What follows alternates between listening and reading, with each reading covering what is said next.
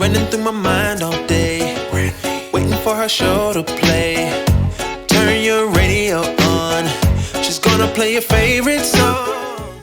Hi, my name is Brandi Richard Thompson, and this is Operation Growth, this show where we help you to grow through what you go through. Let's grow together. So, this week we are talking about a topic that is extremely near and dear to my heart, and it is collective trauma. But the collective trauma that we're discussing is most probably not what you think, because it's the collective trauma that's associated with race in this country and in this world. And so there have been so many incidents of racial violence over my life. And in the last couple of weeks, once again, we have seen very clearly how racial violence can not only be so destructive of life, it also unearths and shows some of the wounds that we carry from racial violence and trauma that we have carried all of our lives, through generations even. And so I thought it was important for us to have this conversation. It is one of the topics I talk about race in the Operation Growth book, because it's so key to your identity as a person, whether you want to be associated with a particular race or not, or you want to say something as silly as you don't see color. It's still something that we all must grapple with, we all must deal with as we become the person that we ultimately want to be. So it's a huge growth area, a huge opportunity for us to see ourselves in a very different way. And so I want to start off by talking about not what happened recently, because a lot of times we get caught up in the most recent event and we're like, oh my goodness, this is still happening. I can't believe this is the country that I live in. I can't believe that people are still doing this, without the context of what has happened before. And one of the things that we do with Operation Growth Institute and in all of the programs that I run is we provide the historical context to the present day, which is extremely important for people of color. I also believe that it is extremely important for people who don't have melanin, who have less melanin. And the reason why I say that is because the lack of knowledge, the ignorance required to do something like what we saw 2 weeks ago in Buffalo is based on the fact that they weren't taught their history. It's based on the fact that not only Black people are being kept from knowing their true history, but white people as well. And the fact that white people don't know it and don't care to know it and don't want to dredge up old history and things that they feel like are settled or what have you, whatever the rationale is for why people choose not to know their history, it not only damages people of color in this country and around the world, but it also damages the same people who feel like they don't need to know it either, because it's settled and it's over. It creates lots of opportunities for misconceptions, for just downright lies, mistruths to fester. And one of the stories that I heard most recently that brought this even more to my attention, and my mother brought this to my attention actually, because she watches 60 Minutes regularly. She also watches CBS Sunday Morning, and she's got me on CBS Sunday Morning, but I had forgotten to keep watching 60 Minutes. And there was a story about a family from Virginia who their family grew up in Virginia. There were lots of cousins and family members who lived there and lived in other places. And they wanted to find some place where they could all gather and have family traditions, birthdays, Mother's Days, Christmas, those types of things together because they enjoyed doing that. And they needed more space. And so one of the family members was convinced, he didn't want to do it, but he was convinced to buy this house that was in their community where they grew up, that they actually talked about as being a scary house, that they inherently felt like that house was scary. I don't think just because of the architecture, but I think it's because of the energy that surrounded that house. But that house ended up being the house where their forebears, their ancestors, had been enslaved. And because of the way that we manage census records historically, the racist way in which we manage census records historically, the way that people of my complexion, Black folks in America, were seen as chattel slavery, we were in property records. And even those property records didn't help us to have a full picture of each person who was held as property in this country. So for many of us, there is a space and place where our understanding of where we've come from stops and we don't know anymore. And the reason why this story is so important, and I wanted to raise it today as we talk about the collective trauma of racism, is that the individuals who could have shared the information about not only being enslaved, um, but could have possibly shared who their ancestors were, did not do so because of the trauma of enslavement, because of the collective shame around being enslaved, even though it was not their fault. They were unable to share and pass down that history to the next generation. And if you ask a lot of African Americans in this country whose forebears were a part of enslavement in America, they have not shared what that was like. They did not share where they lived. They didn't even share who the people that owned them were because they were ashamed. And not only were they potentially ashamed, they were also fearful of the repercussions of sharing that information, potentially fearful of what would happen if they were found to have left a place that they were, quote unquote, supposed to be, even after they were freed. And so this man who lived all the way in California came back, bought a house in his community that happened to be a house where his forebears were enslaved, and he had no idea. And the people in his family only vaguely thought, vaguely had some sense that this house in this area was, they knew the area was connected to them, but that this house was potentially connected to them. And the coworker of one of his cousins, who mentioned in passing to his African American coworker, who was a cousin of this guy who bought the house, this white coworker said, "Yeah, I grew up at that house. We may be related. Like there may be some connection between us."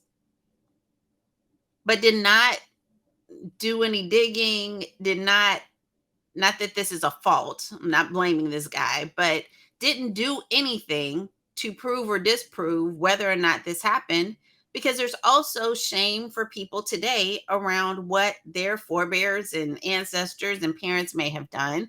No one wants to feel responsible, liable for these things that have happened. And so you've got this whole way of covering up and hiding something that in its very definition is shame producing, because everybody's lying through omission, lying through not being willing to tell the truth about what they know about their history because it's painful and it's challenging.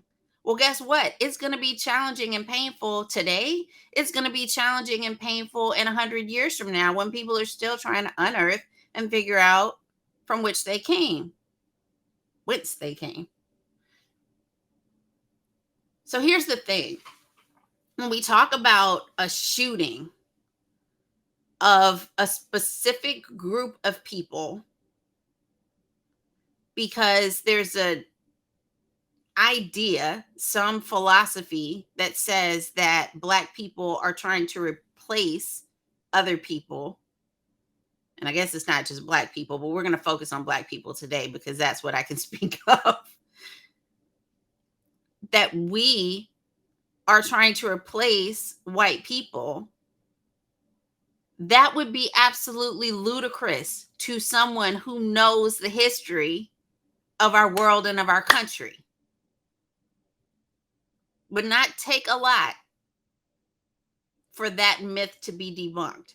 But because we choose to live in the shadowlands of we don't want to talk about it, we're not going to talk about it, because if we talk about it, then people will be hurt. Then, there will be tears. Then, maybe there will be some type of remuneration, reparation, something will have to change hands. But in the meantime, there is a collective trauma that is festering. And it is compounded by other traumas. It is compounded by other things that are happening in people's lives. It is compounded by more secrecy, more decisions not to have real conversations about what's happened in this country and around the world. And I'll get to that in a minute. Which do not help us to move forward. So there's this leadership concept that I think is just a human concept of accountability. And we talk a lot about once something has happened, once a life has been taken, what do you really get? Like, is justice really giving you back the people that you've lost as a result of someone else's harm to you? And you go through this process. We've gone through this process recently with Black people who were killed in hate crimes or at the hands of other people. And the question is, can you really get back this person that you love? Well, the answer, of course, is you can't. Once the life is taken, once the deed is done, it's done. But beyond that, this idea that just because this person goes to jail, at least there's accountability for what it is that they've done. And unfortunately, for centuries, accountability for things that have been done, actions that have been taken against Black people are few and far between. And there's a history of it. So when people are enraged that someone can turn themselves in after killing 10 people and just, give the gun over, someone take their body armor off and put them on suicide watch, that's very troubling. It's not troubling just in this moment. It's not troubling just because we don't care about the life of this person who took 10 other lives. Well, some people don't care, but that's not my situation. It's troubling because there hasn't been accountability before now for a lot of things, whole bunch of things. And so while we are happy that in one instance someone goes to jail for their crime and has to have accountability, like the case in Georgia,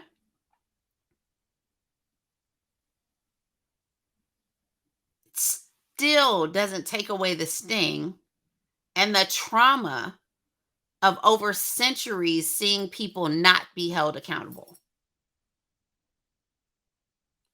And so, in order for us to move through this collective trauma of racism in this country, the shame of being Black and not being able to fight for yourself, fight back, get justice,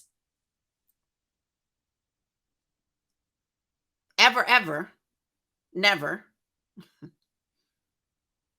that is oppressive. If you think about all of the times that you have potentially been wronged and you have been able to say something about it and someone hear you, you've been able to bring it to the attention of officials and someone do something about it. You've been able to say, this person did this to me, and so therefore they shouldn't have these privileges. And over and over and over again, you're told, well, that really wasn't their intent. You must have heard it the wrong way.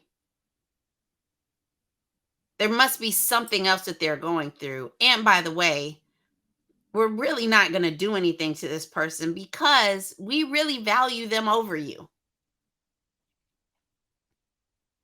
How would you feel?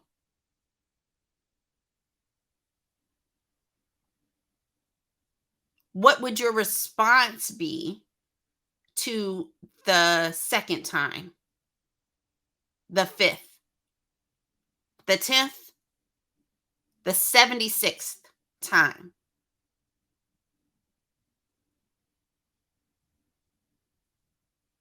And so there's a stuffing and eating of trauma and shame that is compounded over time. It's what it looks like. It's what it feels like. And so when we have conversations about these issues and what needs to happen next, and will there be accountability, and what happens from this? Where do we go from here? Black people are in a lot of different places. Some people are just seeing for the first time this happen, meaning they've just come of age to actually see it. So when I was in high school, about to graduate from high school, Rodney King beating occurred on television. I got to actually see Rodney King be bludgeoned by police officers in Los Angeles. Now, prior to that, I had heard of things. There were these myths around, oh, these things could have potentially happened to your cousin or to a friend of a friend or to someone that you know. You know what happened to Pookie? Pookie got beat and ended up dying in jail. You know what happened to Ray Ray, right? Ray Ray was driving in a place where he shouldn't have been because he really shouldn't have been out that late at night, right? You know, because Black people shouldn't stay out late at night in fear of being pulled over and potentially shot. And now Ray Ray is gone. His girlfriend and his mama are having a funeral for him because he's gone. Or you really need to stay away from certain people and not do anything harmful to them because you know if you do that you could end up disappearing. We wouldn't hear from you or getting caught up in the system in a way that we would never be able to get you out. So there was this myth of you ought to behave in a certain way You ought to be a certain way. You ought to take on certain qualities, go to certain schools, speak in a certain way, dress in a certain way, behave in a certain way, only say these things and not those things in order for you to make it. Not make it and have wealth and things, make it and be alive. And I didn't grow up in the hood, right? So there was this myth about it. This was out there somewhere. The boogeyman's going to get you type of thought about it. But to actually see Rodney King beat on television with my own eyes, okay, this is actually a thing. It's the first time it was a thing for me. It wasn't just what I heard. It wasn't just conjecture. It was concretized. It was real. And then to see no accountability.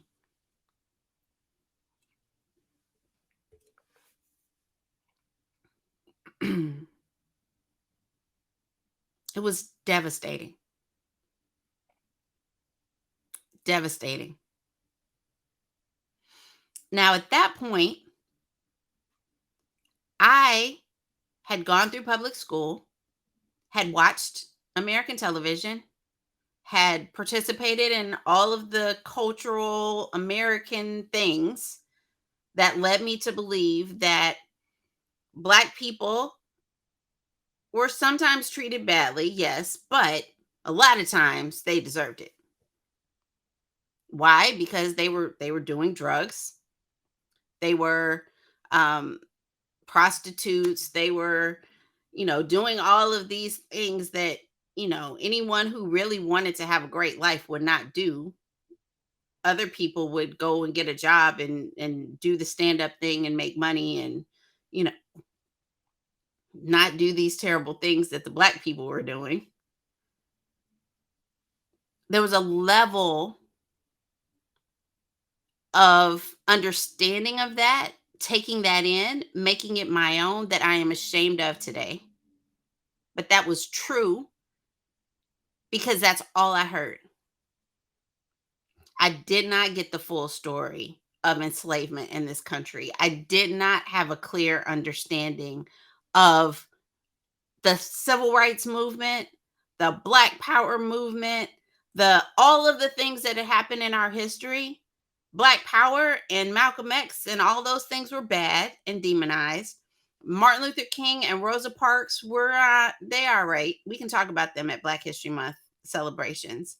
But the context and the understanding of all that had happened and why we were at this point of Rodney King being beaten on television and there being no justice, how police departments were even formed in this country, even an understanding of where I lived in juxtaposition and context to the brutality of slavery in my community, I had no knowledge of. There are places that I now know were places that Black people were relegated to. There are places that I now know were former slave quarters, former sharecroppers quarters that ended up being the Black neighborhood. I had no idea. And this was in the 90s. So when we talk about civil rights, civil rights in the 60s and before and moving up even through the 60s was an awakening time of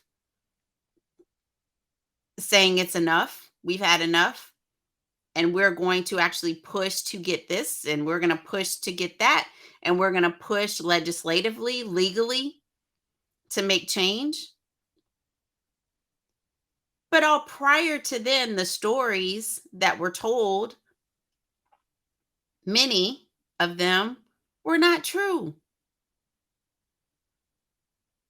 So not only did the civil rights movement give us the legal ability to vote and the opportunity to live in places that were not segregated and all of these other things, it also started this real space of being able to tell our stories differently. And yes, we've always told our story here and there where we could, where there was light and ability to be able to do so.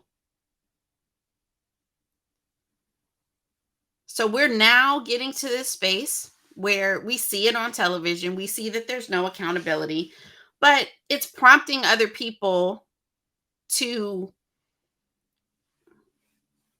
tell more of our stories, to share more of the true history so that we better understand what it is that we're dealing with. And then time moves on and goes forward. And as for me, I'm still trying to be the model Black person, the model Black citizen, the person who is educated and does all the right things and doesn't fall into a life of this and that and whatever, even though it seems like every American could potentially fall into the life of this and that and whatever. But it's important for me, right? In order to be able to be successful, the standard is higher, which I've been preached to all my life. Yet, the accountability for me is not equal to the accountability for the person to the right or left of me. The accountability for me as a Black person is totally different. And again, that level of understanding that it's not fair, but not being able to do anything about it is a consistent drip on the same stone until it wears down.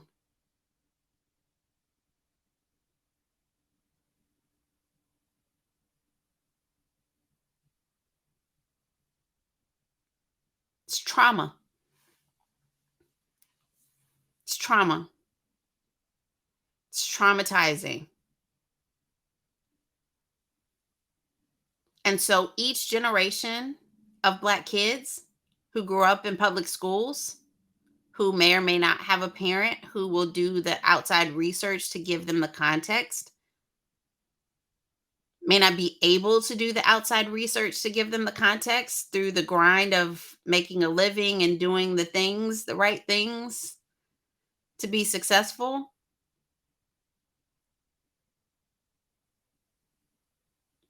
Their first experience of, oh, that is true, could have been Trayvon. Their first experience of, oh, it's true, could have been the Jenna 6. And there are lists, you can go on social media and find them, of all the people who we are now aware of who were killed in police violence. But how many other people are harmed by the fact that we won't tell the truth about our history? How many other people have an entirely wrong view of Black people in this country, similar to what I had? A wrong view of what is resilience, what is sometimes a very stern demeanor, an inability to tolerate foolishness, an inability to be free and open, to open their hearts. because of this trauma.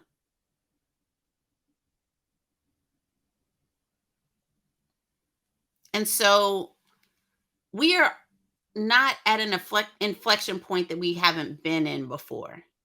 This isn't some new situation. Buffalo happened and now it's a new thing.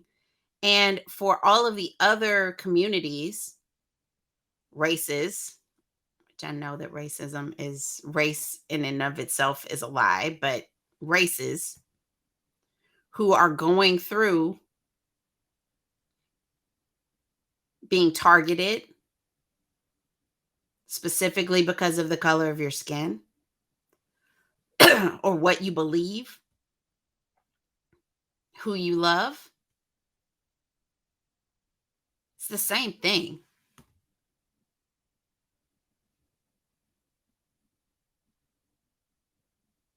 It's the exact same thing. We don't know the context. We do not know the history. And so we act accordingly. We act out of ignorance. And so, in order for us not to continue to have these same inflection points, in order for us to not continue to have our young people have to see it again, have their own, oh my God, now I see it experience, we've got to tell our history truthfully. We've got to open up those property records in a way that individuals in this country can figure out where they came from.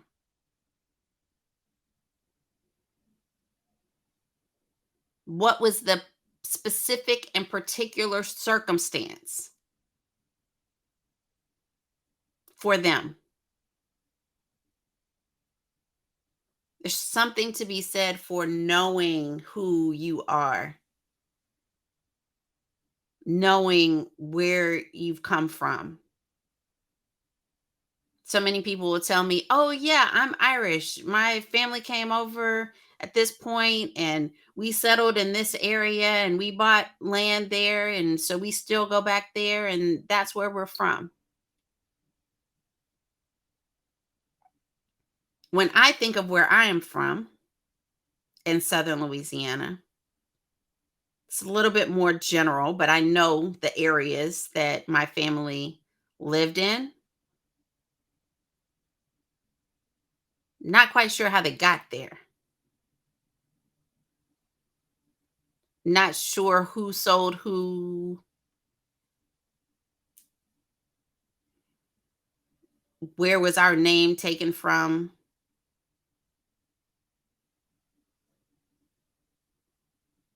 Because again, being enslaved was a source of shame, something that we didn't talk about.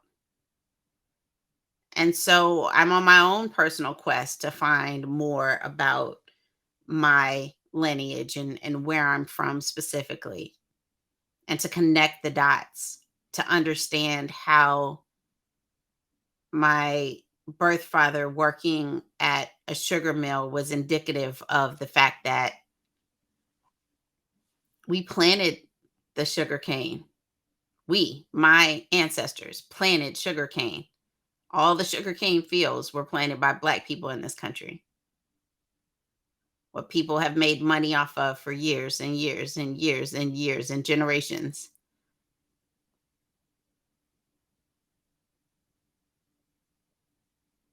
And I'm still understanding what that means to me as I'm figuring it out. So there's a show that I highly recommend that Samuel L. Jackson is a part of. I'm not surprised. That's called Enslaved. And the show chronicles some of the individuals, the ships, the um, cargo that was lost at sea, and divers who are risking their lives to try to confirm where ships came crashed, and things happened that caused people to be in different places across the world. And it's important because they've made linkages from a ship carrying enslaved people from Africa um, to Mexico.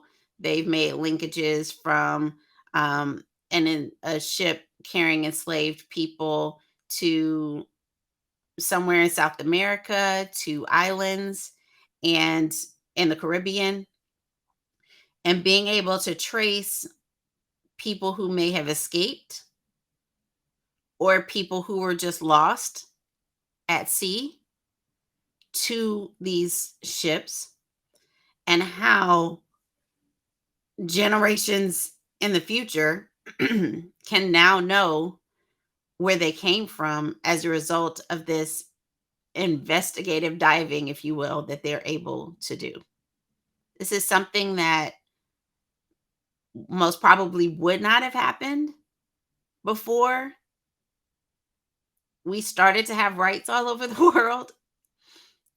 We got into spaces where we could become divers if we chose to be. It's heartwarming to see divers of African American descent who are part of these teams who are finding this information out. And what's also really heartwarming to see was a particular story about a ship that wrecked off a coast, and I'll have you watch it to get more information about where this ship wrecked. Um, but there's a group of people who they know from word of mouth tradition came from Ghana. Their ancestry is in Ghana, but they now live in this area on this island, and that for them is now home. And they've never been to Ghana. They know from like I said, from oral tradition, that history was passed down to them. But they have been able to make this new place where they have been free because um, they didn't make it to the destination to be sold. They have made this place home, and they have created their own culture there. And it's much like what African Americans have done in this country, from being brought here as enslaved persons from a variety of tribes, a variety of locations across the African continent. We came here, lost some of our language and our spiritual traditions. And over time, we melded with all of the traditions that were around us, that came here with us. We adopted the things that we needed to adopt, that we had to adopt in order to survive and be successful in this country. And we've created our own culture here in America that seeps into the entire world, that the entire world knows through our hip hop and our clothing and the way we speak and the way we move.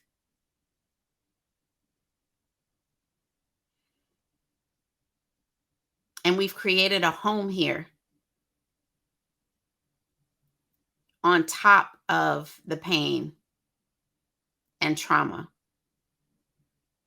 in the very places where our ancestors were enslaved. Whether we know it or not,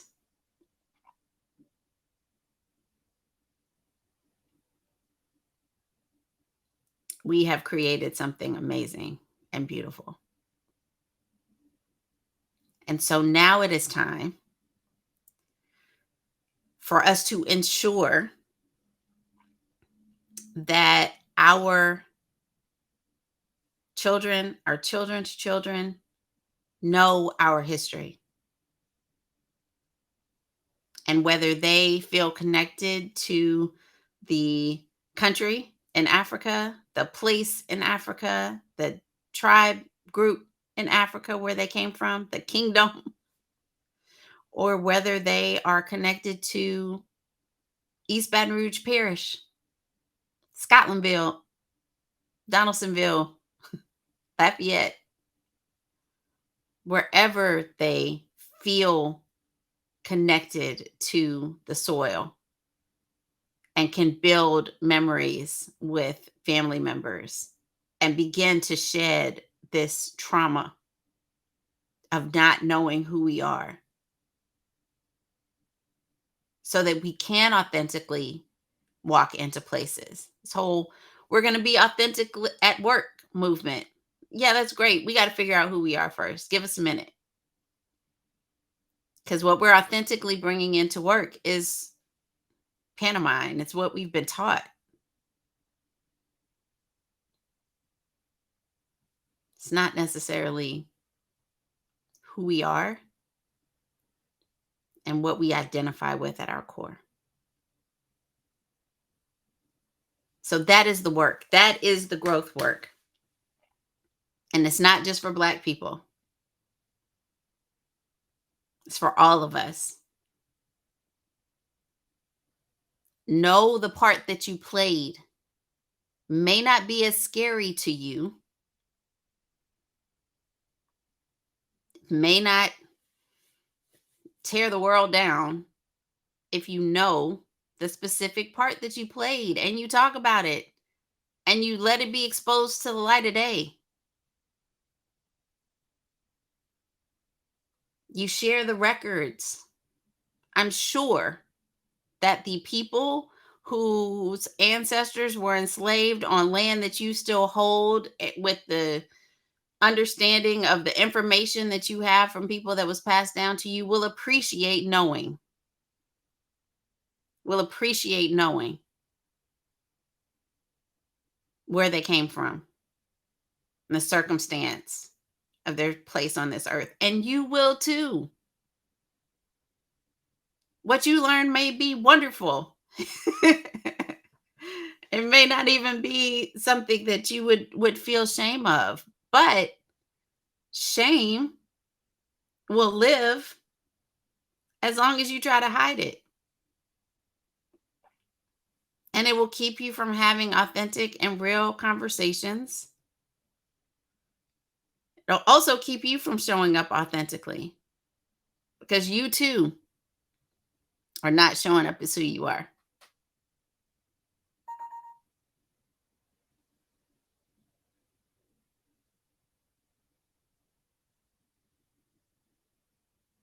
It's time for us to heal up.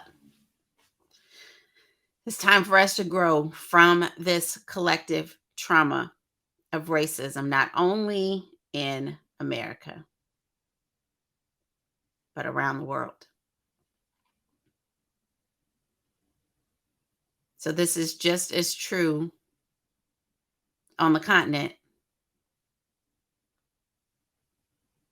as it is here. It's just as true in Europe as it is here. And that level of truth impact all the groups, all the races. So we'll all be doing the same thing.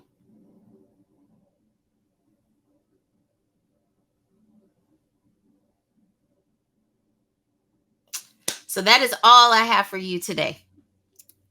I asked God to grow. He said, here you go, Brandi. Knock yourself out. And I sincerely hope that my growth helps you. This is Brandi Richard Thompson signing off for now here on the Operation Growth Show. Have a wonderful Sunday. See you next week. Join the Operation Growth Institute this month and every month for Black History Every Month, the history of Black people in America, 1619 to 2021. Receive the Black history education you did not receive in school.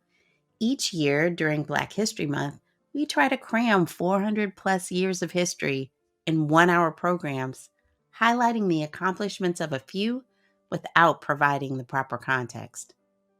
So join us for an informative overview that you can use to build your knowledge of the history of Black people in America. This class is open to all.